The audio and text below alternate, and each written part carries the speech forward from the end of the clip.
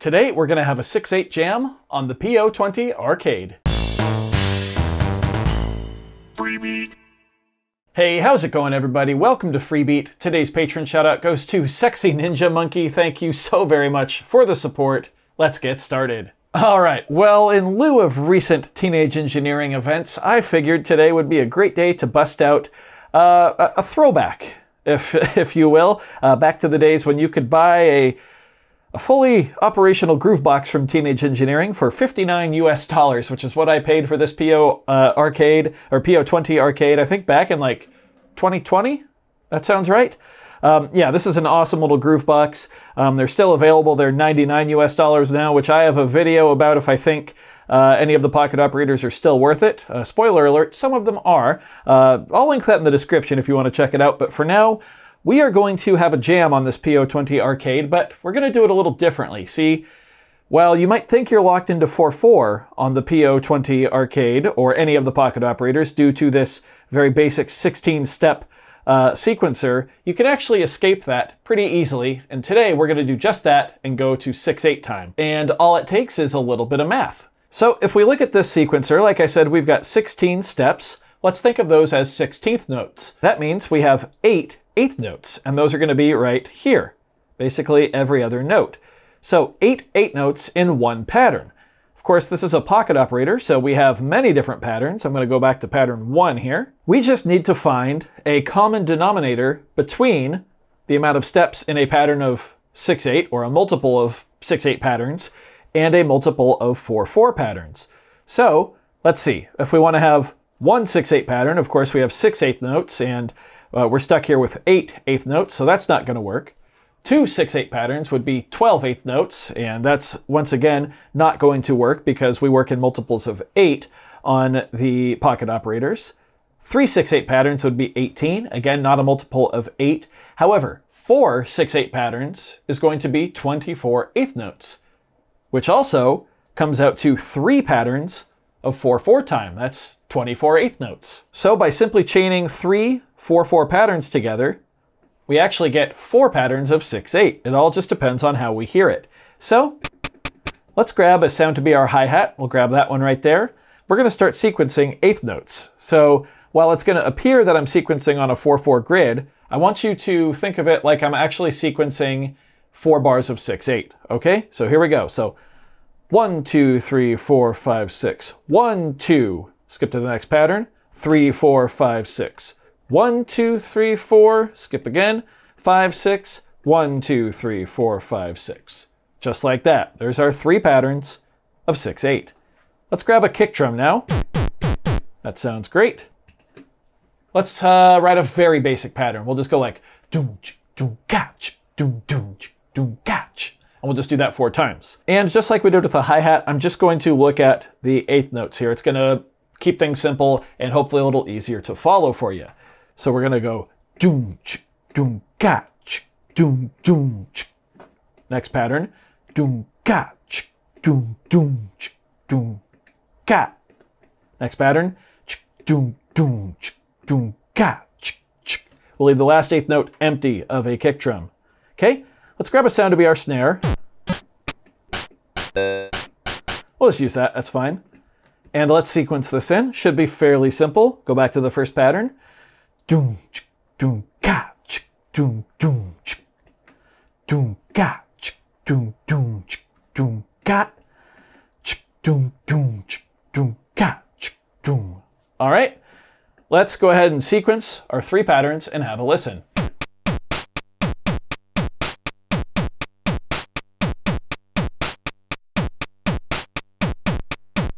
There we go, just like that, 4 measures of 6/8. So now that we have the basic groove down, it's going to be a little bit easier to add stuff to this. So let's grab a bass sound.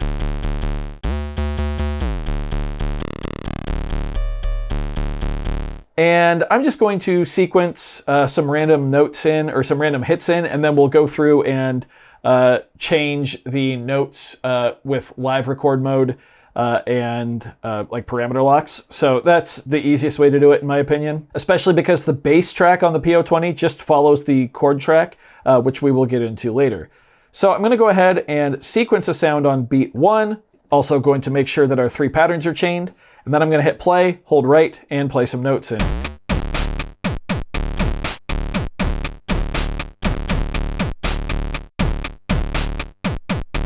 Now I'm going to hold right and use knob A to give us some variation.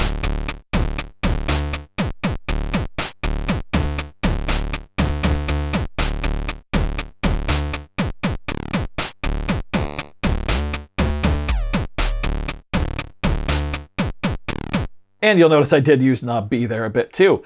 Let's grab a sound to make a melody with now. Classic. I'm going to do the same exact thing now. I'm going to hit play, hold right, and then just live play some rhythms in, and then hold right and use knob A to change the notes. And remember, all of these are going to quantize to the chord function anyway, so the notes aren't as important here. Everything's going to sound at least passable. Yep, make sure our 3 patterns are chained again. Here we go.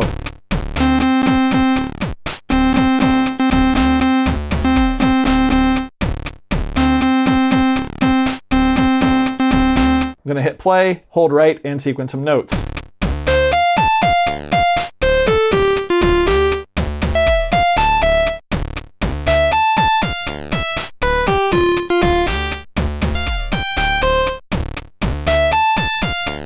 I'm going to try that one more time. I wasn't happy with those notes that we picked.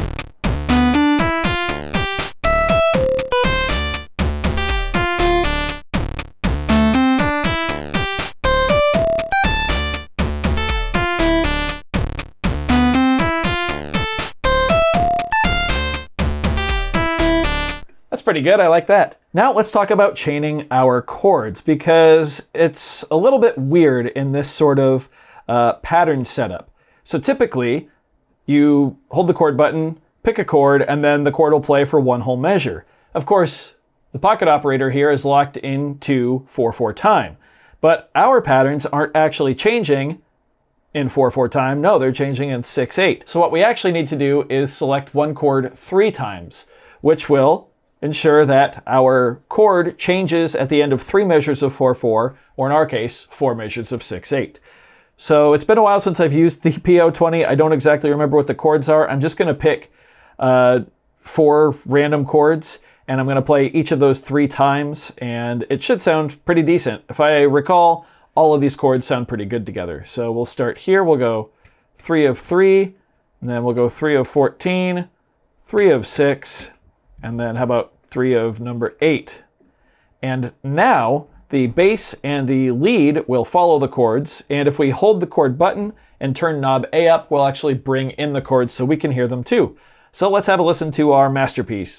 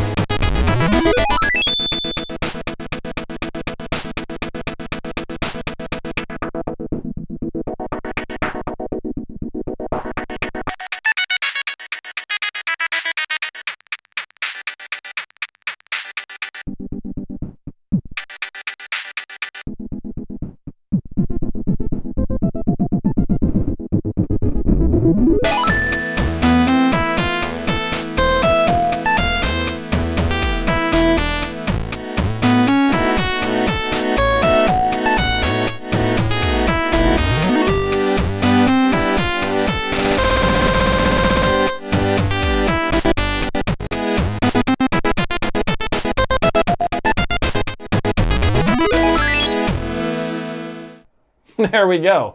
That's how you jam in 6/8 with the PO-20 arcade.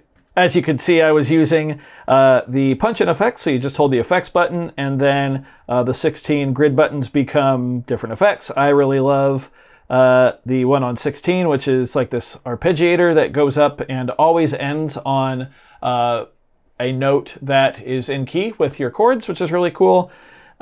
Speaking of chords, by the way, when you hold chord and then turn the B knob, that actually applies like a fake side chain. So in our case, it gives like a da, da, da, da, da, da, which is really cool because, you know, it's just an interesting take on that 6/8 feel. And I think it works pretty well in this context, especially with these video game style sounds. But there you go. You can still have fun with the pocket operators. They're still plenty powerful, plenty versatile. If you were lucky enough to grab the PO-20 arcade for the $59 US that it used to be for a long time, then that's awesome. I hope you're still enjoying it. I had a lot of fun making this, and I always do whenever I come back to this thing. I do hope you found this video informative or at least entertaining. If you did, be sure to leave a like on it. If not, you can always leave a dislike. That's okay too. Doesn't hurt my feelings, just makes me try that much harder next time. Either way, be sure to hit that subscribe button, ring that notification bell. Thank you always. What the heck? Thank you as always so very much for being here. Thanks for watching. We'll see you next time. Bye.